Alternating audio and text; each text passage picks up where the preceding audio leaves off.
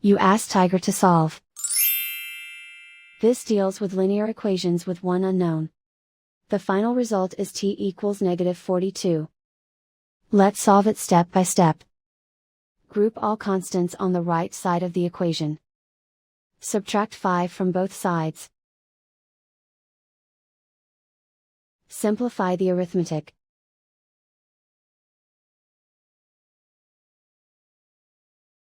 Isolate the t. Multiply both sides by inverse fraction 7/2.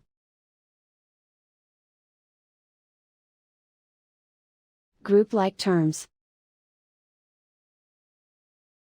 Multiply the coefficients. Simplify the fraction. Multiply the fractions. Simplify the arithmetic.